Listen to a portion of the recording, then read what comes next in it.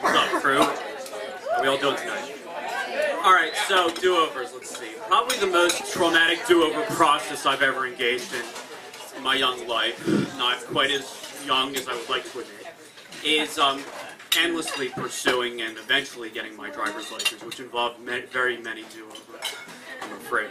A lot of people can be proud to say that they managed to do it in one go, but in my case, you have to exchange that George Washington's nomination for Abraham Lincoln because it took me no less than 5 freaking times.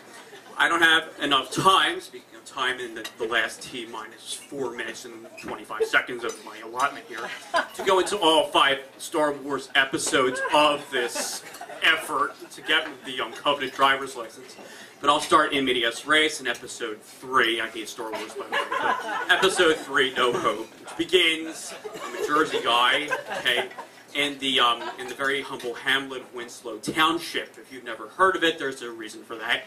It's a very quaint place, very nice. Don't get me wrong, okay. But it's a little anonymous. There is a psychiatric facility not far from DMV complex. There's probably a reason for that too. Okay, it's a little bit of a tricky course, and probably a lot of people who ended up, there's probably a whole separate ward for people who didn't quite get the coveted driver's license the first time around. So, in any case, I go, and I meet the guy who's there, the DMV judge, as it were. He's well met, very well mulleted, okay, with mustache, and kind of a little bit old for the time, I suppose. And he had a small Ziploc full of Fig Newtons that looked a little bit as old as he was as well. And he's like, "Hi, I'm David. You want a cookie?" And I was a little bit put off by this, and I didn't know what he meant by wanting a cookie, if I wanted to eat a cookie or if I wanted to befriend one of his cookies. So I didn't know whether I wanted to indulge in his possibly psychotropic acquaintances, those Fig Newtons, so I gently rebuffed him. And I don't think, he didn't look visibly upset, but perhaps he was crying inside because, needless to say, I didn't get it that time. He didn't pass me. It was either that or it's because when I went out on my first wide turn out of the DMV complex, he was like, "Whoa!" Because it was a little bit of a reckless turn. It might have been that, but I think it was the Fig Newtons. But in any case, the next time out was episode 4. It was in Cherry Hill. Now that's really notorious for being a tricky place, and I can tell you, at least a couple times I had difficulties there. I was going 45 miles an hour, which seems okay. The only problem is it's a 30-mile-an-hour zone on the way to the complex. My father encouragingly says to me, "Slow the fuck down!" And I go into the centimeter-wide driveway. It's really hard to navigate and make it. So I get there, having been put in the right frame of mind by my father. He gets replaced in shotgun by a blustery kind of a rather sizable young, well, somewhat young guy, I suppose. And he was my judge for that moment in time. So we had gone along, and I'm telling you, they tricked me. This time it wasn't psychotropics, it was paranoia. They told me to make a right turn on red on this particular do-over.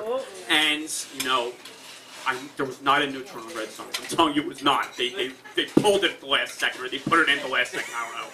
In any case, I followed his directions and I made a turn, but after the fact he told me, almost replacing my father, as if replacing him, "Son, I told you to make a right turn on red, but you disregarded the sign," so needless to say I didn't get it that time either, but I'm telling you it wasn't there. Okay, I can tell you it was there on my last go, my 5th and final, episode 5, again I hate Star Wars, and I finally get it.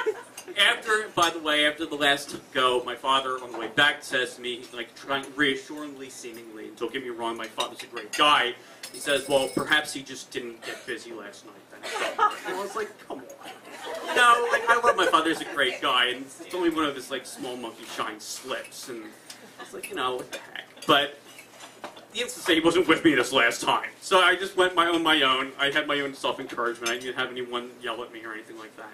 And I finally, I see this guy, and he's like this old mafioso-looking guy. Very, very imposing. Very, very, I can't really whistle, but I would whistle good, bad, and ugly if I could. But, we ride along, and I'm telling you, they try to trick me again, but I do see the sign this time, which I know wasn't there last time. No turn on red. So I do not turn on red. The guy says make a right turn. I'm like, no, thank you. There's a sign there, I'm instructed not to. Okay, I know this is a conflict of interest or whatever the heck it is. There's a bit of conflicting authority here, but I can't make this turn. Sir, I said something along those lines. Might be a little bit less formal than that. But in any case, I finally do manage to pull through there. So, in conclusion, what had happened was eventually after a certain cycle of do-overs, I finally did get the coveted driver's license.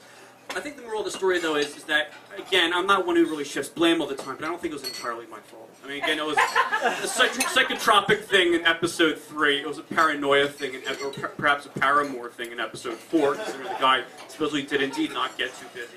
Supposedly, I don't know. But in any case, I don't think it was entirely my fault. But that's my story.